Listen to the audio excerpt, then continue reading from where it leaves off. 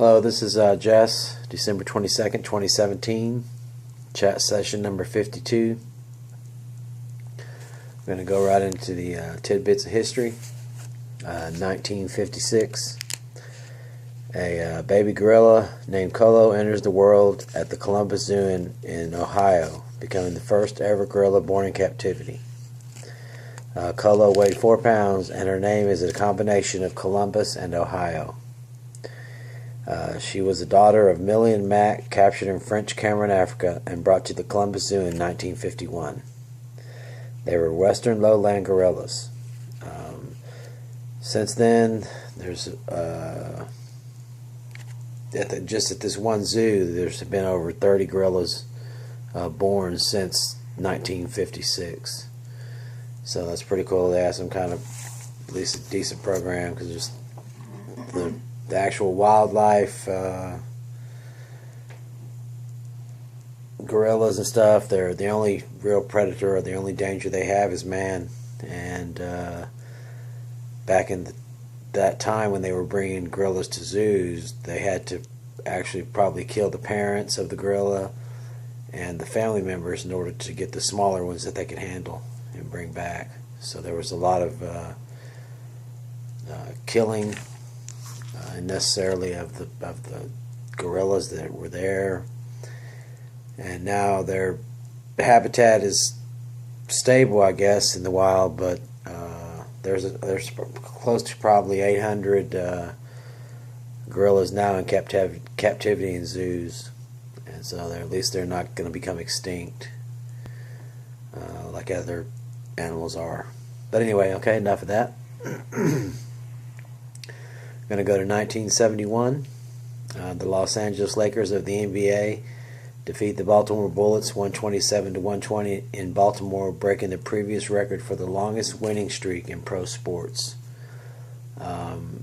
Baseball's New York Giants held the record at 26, and then with the win in Baltimore, the Los Angeles Lakers won their 27th straight victory. 27th straight victory. And so they broke the record. That's the sports trivia, and that is the I guess the gorilla thing would be a biology or a human interest story. Alright, now I'm going to go ahead and go on. It's Christmassy. It's December 22nd. Santa's going to be here in 3 days. Hope he brings a lot of happiness and joy to everybody. Merry Christmas. Having some nice new pain in my leg. The stitches split, and I went to the doctor, and he said it's fine, just wrap it up and stuff. But now all those nerve endings and stuff are active and in the open, kinda, and it's hurting me pretty good. So that's where we are with that. He said it'll heal, so I'm just trusting his word on it. I'm wrapping it up and going with it. We'll see what happens. It's Christmas time, and all this stuff's going on, and people are out buying presents, spending money, doing things that they normally wouldn't do at this time of the year. It's normal, for this to happen. And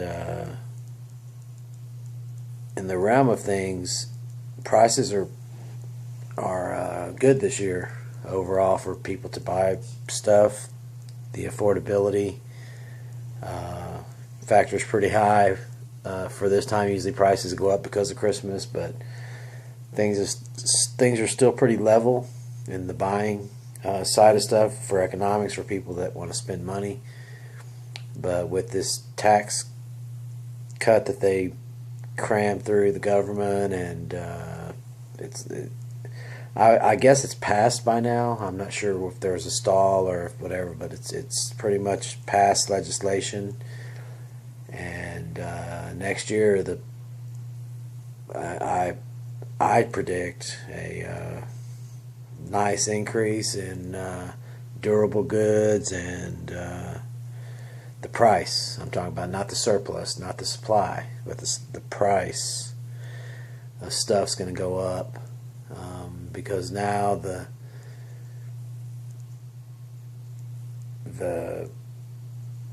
corporations are getting more control of what they can put out to keep the demand high on items. It's becoming a science on how they know how much to make versus the demand of people that are wanting whatever they're making. Refrigerators, washers, dryers, blah blah blah, that kind of stuff. And I think that there's been a corporate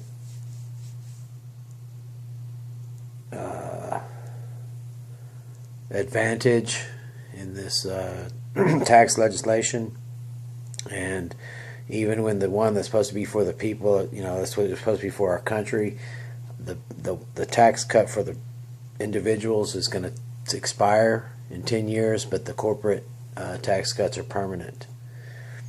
And I that's one of the things I just don't understand, how that's a good thing for everybody. But so many people are, oh, it's the greatest thing, the tax cut. Yeah, there is an advantage for a time, but over the years of this thing, the disadvantages are going to outweigh the advantages, and that's what no one's caring to see, because maybe it is good for some individuals right now, but this thing's going to carry out for quite a while, and it's going to stiffen and get worse. There was a lot of also other stuff which I don't understand how they do this, but they throw stuff in there that has nothing to do with taxes to get stuff passed, and so that they'll vote. The Democrat Party will make up something and put it in there that's good for them, and the Republican Party will do the same, and there'll be a bunch of negotiations. It's not even about taxes, but yet it gets slid into this bill and it becomes law.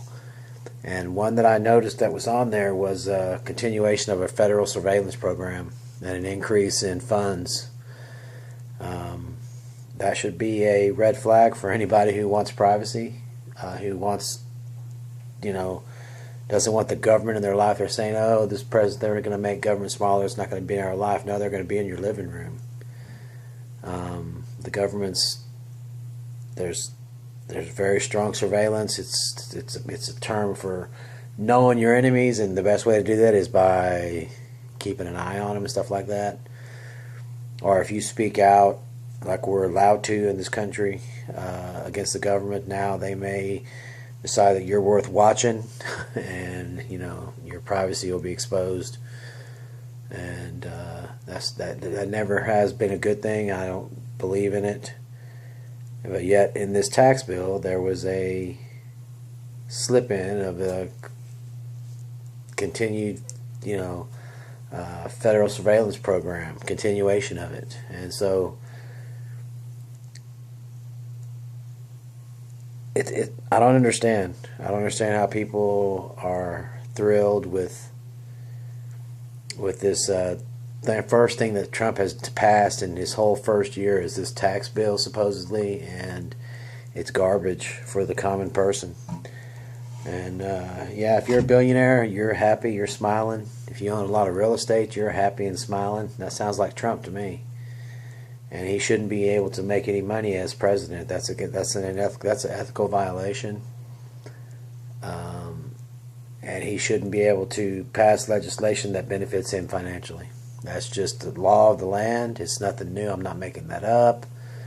But yet it's ignored here in this situation, because how he made his money was through real estate, and this thing has some kind of huge benefit for people who have a lot of property. And there were some other congressmen, some other senators, some other, they were against it, and then when they added that provision, they all were like, yeah, we should vote on that, because they all have real estate holdings that are worth millions of dollars in tax cuts, it looks like, or something. I just think it's unfair, and I think it's stuff that's overlooked, that because they have money and stuff, and he's the president, that he can just do whatever he wants. Well, I just don't think that's fair. But anyway, it's neither here nor there. This is Jess. I'm signing off. Be truthful, be happy, and let's look out for each other, okay? Have a great Friday evening.